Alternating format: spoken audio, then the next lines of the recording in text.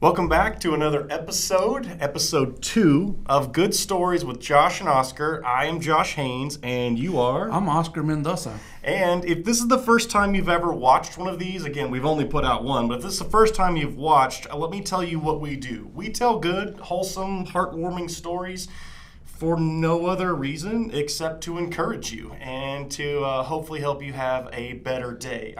Well, that's my motivation. Oscar, other than you showing off your good looks, is there another motivation for you?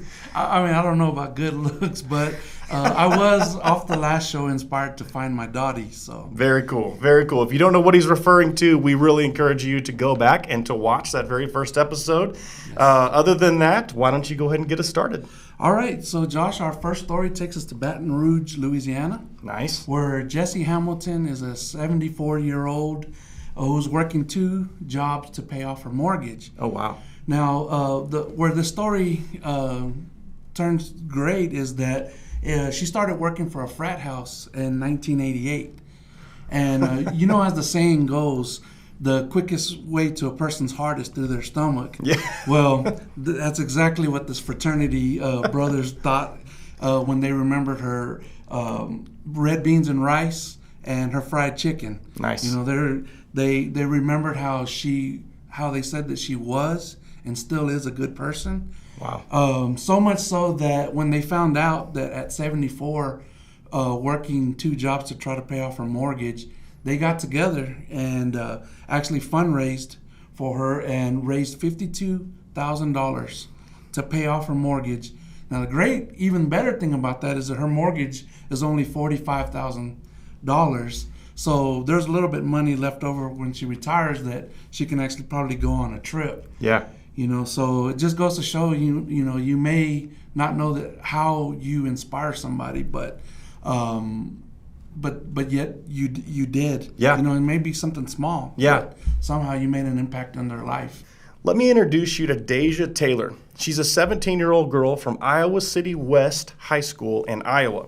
And she was just named one of the 40 finalists for the 2021 Regeneron Science Talent Search, which just happens to be one of, if not the most, prestigious science and math competitions for high school seniors. Excellent. It's pretty interesting. She invented medical stitches that actually change color when a wound gets infected. And so all the patient has to do is look down and notice that something is not right with this wound. And so for these sutures, she was able to figure out that root vegetables was a place she wanted to kind of begin to experiment and look at because they're a little more natural for the body. Okay. She found that beet extract, the red beet juice basically, can dye the stitches, and then it looks bright red like normal beet would until the body or the wound gets infected, and then as it gets infected, it starts to turn dark purple. Wow. What's crazy about this invention, she has patented it, but not because she desires all the fame and money for herself. She wants to give this invention to developing and poor countries throughout our world so that these people who don't have access to the type of healthcare that you and I have access to can see much more quickly when they need to go see somebody because of this wound being infected. It's insane. I'm not going to lie. I just want to grab this girl, Deja. Did I mention she's 17? I just want to grab this girl and hug her and tell her she's wonderful and say thank you so much for just being you. Being that what she's done for medical science, she can go to any college that she wants to. Yeah, and she wants to attend Howard University. She wants to become a lawyer. She wants to go on to just help people. She has no desire other than to just help people. Wow. I think when I was 17, I was inventing putting sugar in Kool-Aid and dipping it. That was the amount of my experimentation. Yeah, at 17, I was pretty certain I was going to be the next Michael Jordan. But here we are. Yeah. Here we are. So what do you got? Well, the next story takes us to Yulee, Florida, where a science teacher, oddly enough, her name's Debbie Crosby, was at a Walmart when she realized that she lost her wallet.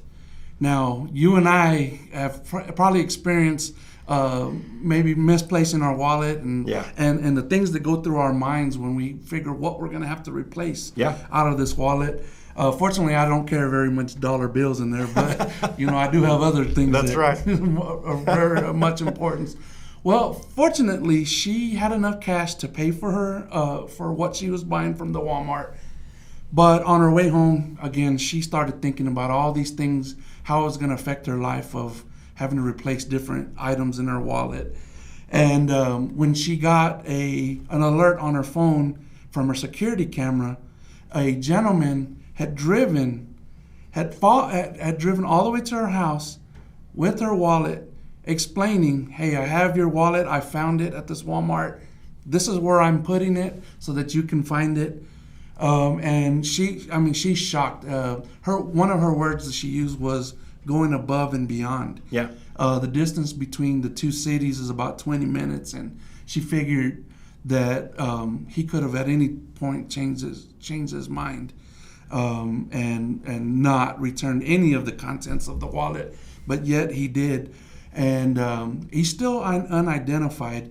But she hopes that she can share this story with her students as well as her three children, her three boys. That she hopes that this will inspire them to do the right thing. Yeah.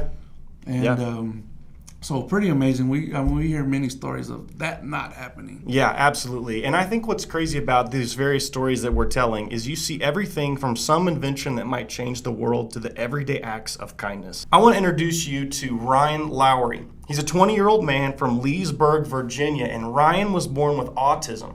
And after a great deal of conversation with his dad, Ryan decided to write a candid cover letter to all possible future employers, and he decided to put it on LinkedIn. And little did he know that he would win the hearts of millions. And the funny thing about this is that this letter received so much response and so many likes, and in such a short amount of time, that LinkedIn actually thought that somebody had broken their firewall and was actually messing with their program. Oh. But here's what he wrote. "Dear future employer, my name is Ryan Lowry. I am 19 years old and live in Leesburg, Virginia, and I have autism. I also have a unique sense of humor, am gifted at math, really good with technology, and a very quick learner. I am interested in a job in animation or in IT. I realize that someone like you will have to take a chance on me. I don't learn like the typical person does. I would need a mentor to teach me, but I learn quickly. Once you explain it to me, I get it. I promise that if you hire me and teach me, you'll be glad that you did. I will show up every day and do what you tell me to do and work very hard. Please let me know if you would like to talk with me about this. Thank you. Sincerely, Ryan Lowry." Wow. Now, here is the cool thing. Besides the guts that it took to do that, Sure. DreamWorks, the people the animated movie production people who have cartoons. come up, that's right. They've come up with How to Train Your Dragon. They've come up with Shrek and Trolls and movies like this. Yes. They've decided to join Ryan in his efforts. They are helping him with classes. They are also personally taking on the commitment to find him a mentor to help him become the animating genius that he seems to be. Wow. Yeah, he's already pretty creative. Yeah, and here's the thing. There's so many things about the story that I love. First, I love Ryan's willingness to risk, to be vulnerable, and then I love the fact that people responded with such kindness to him. To see somebody risk themselves and put themselves out there like this is something that it's just inspiring. Not only that, but DreamWorks with Ryan are proving to the world that people with autism do not need to be precluded from achieving great things. Definitely. Not judging a book by its cover. Absolutely.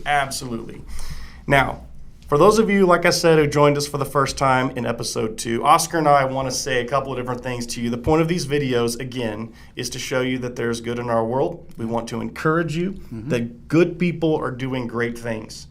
But to end this second episode, I actually want to give you some homework today. And again, don't worry. I know you're working. I've got about 2 minutes of homework for you. I want you to Google Teddy Roosevelt's quote. It's called "The Man in the Arena."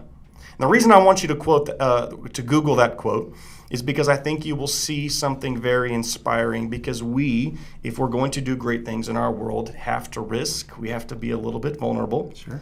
Put ourselves out there, and then you never quite know how you may impact others. Absolutely. I'm going to give you the last word. Yeah, so Josh and I want to also remind you that if there's a good story that you've heard or that's personally affected you or any of your family or friends, please, somewhere around here, our email address will be up there. Please feel free to share us that story. You may find this story on one of our next episodes of Good Stories with Josh and Oscar, and we'd love to hear from you. Yep, absolutely. Thank you guys very much. Thank you.